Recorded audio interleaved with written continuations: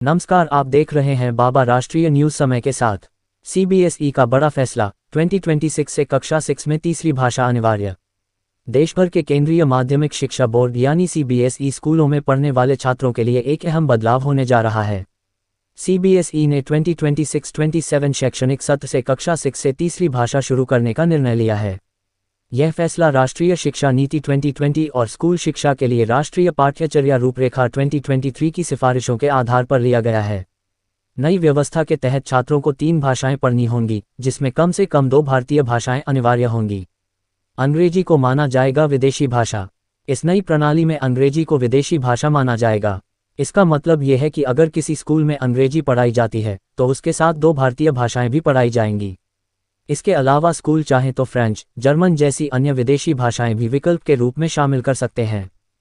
भविष्य में बोर्ड परीक्षा में भी जुड़ सकती है तीसरी भाषा। सूत्रों के अनुसार आने वाले समय में कक्षा 10 की बोर्ड परीक्षा में भी तीसरी भाषा का पेपर शामिल किया जा सकता है।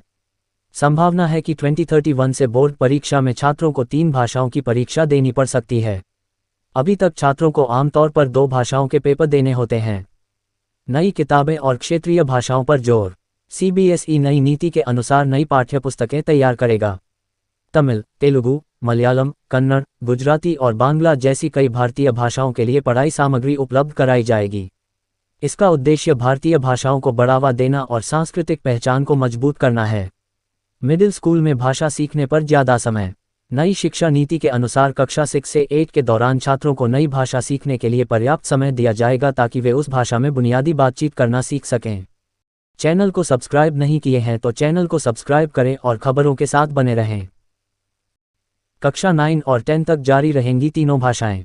राष्ट्रीय पाठ्यचर्या रूपरेखा 2023 के अनुसार तीनों भाषाएं कक्षा 9 और 10 तक जारी रहेंगी। सेकेंडरी शिक्षा पूरी होने तक छात्रों से उम्मीद की जाएगी कि वे तीनों भाषाओं में सामान्य बातचीत कर सकें और कम से कम 2 भाषाओं में अच्छी पढ़ने और लिखने की क्षमता विकसित कर लें। स्कूलों ने जताई पढ़ाई के दबाव की चिंता। हालांकि इस नीति को सांस्कृतिक दृष्टि से अच्छा माना जा रहा है, लेकिन कई स्कूलों ने इसके व्यवहारिक पहलुओं पर चिंता जताई है। स्कूलों का कहना है कि पहले से ही पढ़ाई का दबाव ज़्यादा है और अब तीसरी भाषा जोड़ने से टाइम टेबल बनाना मुश्किल हो सकता है। स्किल आधारित विषयों के लिए भी हर सप्ताह लगभग 5 पीरियड देने होते हैं। साथ ही साल में लगभग 180 कार्य दिवस ही होते हैं। ऐसे में शिक्षकों पर अतिरिक्त दबाव बढ़ने की आशंका है। कुछ स्कूलों ने किया नीति का स्वागत। कई शिक्षकों और स्कूलों ने इस पहल का समर्थन भी किया है।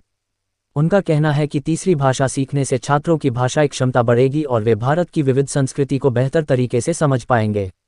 कुछ स्कूलों में पहले से ही संस्कृत तीसरी भाषा के रूप में पढ़ाई जा रही है। अभिभावकों के बीच भी चल रही बहस। माता पिता के बीच भी इस विषय पर चर्चा हो रही है। कुछ अभिभावकों का मानना है कि संस्कृत जैसी भाषाएं रोजमर्रा के जीवन में उपयोगी नहीं हैं, इसलिए बच्चों पर अतिरिक्त बोझ नहीं बढ़ाना चाहिए। वहीं शिक्षा विशेषज्ञों का कहना है कि कई भाषाएं सीखने से बच्चों का मानसिक विकास बेहतर होता है और राष्ट्रीय एकता भी मजबूत होती है। और भी ऐसी तरह तरह की न्यूज़ को देखने के लिए हमारे चैनल को लाइक करें, सब्सक्राइब करें और बेल आइकन जरूर क्लिक करें। इससे हमारे आने वाली न्यूज़ की नोटिफिकेशन आप लोगों को सबसे पहले मिले।